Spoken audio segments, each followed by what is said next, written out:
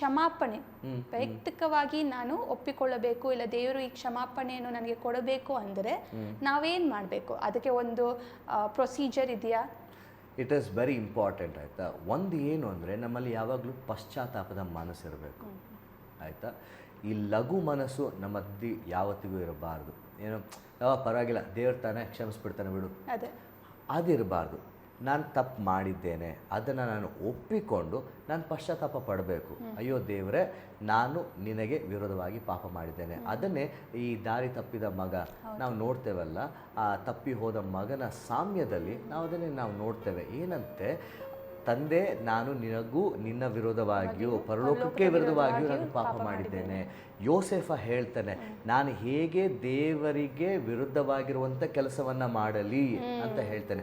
ಅಲ್ಲಿಗೆ ನಾವು ತಪ್ಪನ್ನು ಮಾಡಿದಾಗ ಮೊದಲನೇದಾಗಿ ಅದನ್ನು ಒಪ್ಪಿಕೊಂಡು ನಾವು ಕ್ಷಮಾಪಣೆಯನ್ನು ಕೇಳಬೇಕು, ಆ ಪಶ್ಚಾತ್ತಾಪ ಮನೋಭಾವದಿಂದ.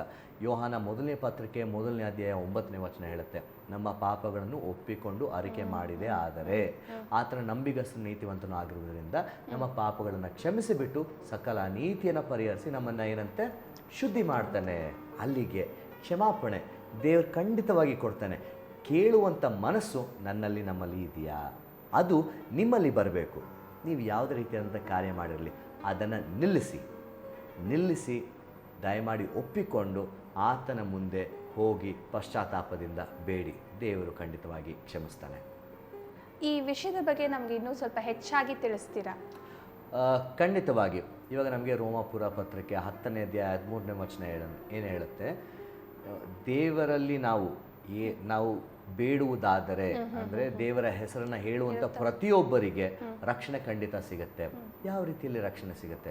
ಒಂದು ಅರ್ಥ ಮಾಡ್ಕೊಳ್ಬೇಕು ನೀವು, ದೇವರು ನಿಮ್ಮನ್ನು ಪ್ರೀತಿಸುತ್ತಾನೆ. ಇದನ್ನು ಯಾವತ್ತಿಗೂ ಮರಿಬೇಡಿ, ಯಾಕೆಂದರೆ ಅಂಥ ಪ್ರೀತಿ ಸ್ವರೂಪಿ ಯೇಸು ಸ್ವಾಮಿ. ಸೊ ಅಲ್ಲಿಗೆ ದೇವರು ನಿಮ್ಮನ್ನು ಪ್ರೀತಿಸುತ್ತಾನೆ. ಎರಡನೇದಾಗಿ, ನೀವು ಮಾಡಿರುವಂಥ ತಪ್ಪು ದೋಷಗಳನ್ನು ದೇವರ ಮುಂದೆ ಅರಿಕೆ ಮಾಡಿ. ಮೂರನೇದಾಗಿ, ದೇವರು ಅಲ್ಲಿಗೆ ಬಿಡೋದಿಲ್ಲ, ನಿಮ್ಮ ಪಾಪಗಳನ್ನು ಕ್ಷಮಿಸಿ ನಿಮ್ಮನ್ನು ಅದರಿಂದ ಹೊರಗೆ ತರುವಾತನಾಗಿರ್ತಾನೆ. ಯಾಕಂದರೆ ಯೇಸು ಸ್ವಾಮಿ ನಿಮಗೋಸ್ಕರ ನನಗೋಸ್ಕರ ತನ್ನ ಪ್ರಾಣವನ್ನು ಆ ಕ್ರೂಜಿಯ ಮೇಲೆ ಕೊಡ್ತಾನೆ. ಯಾಕೆ ಗೊತ್ತಾ? ನಾವು ನಮ್ಮ ಪಾಪಗಳಿಂದ ಸಂಪೂರ್ಣವಾಗಿ ಕ್ಷಮಿಸಲ್ಪಡಲು. ಅಲ್ಲಿಗೆ ದೇವರ ಪ್ರೀತಿ ಅಷ್ಟು ಹೆಚ್ಚಾಗಿದೆ. ಆತನು ಆ ಮರಣವನ್ನು ಹೊಂದಿದ್ದಕ್ಕೆ ಒಂದು ಕಾರಣವಿದೆ. ಆ ಕಾರಣ ನೀವು ನಾನು ಆಗಿದ್ದೇವೆ. ಹಾಗಾಗಿ ನೀವು ಪ್ರಾರ್ಥನೆ ಮಾಡಿ ಆತನಲ್ಲಿ ಕ್ಷಮಾಪಣೆಯನ್ನು ಕೇಳುವಾಗ ಆತನ ಖಂಡಿತವಾಗಿ ಕ್ಷಮಿಸಿ ನಿಮ್ಮನ್ನು ತನ್ನ ಮಗನಾಗಿ ತನ್ನ ಮಗಳಾಗಿ ಒಪ್ಪಿಕೊಳ್ತಾನೆ. ಆತನ ಅಂಗೀಕಾರ ಮಾಡ್ತಾನೆ. ಅದು ನಿಮ್ಮ ಜೀವಿತ ಆಗಿರಬೇಕು.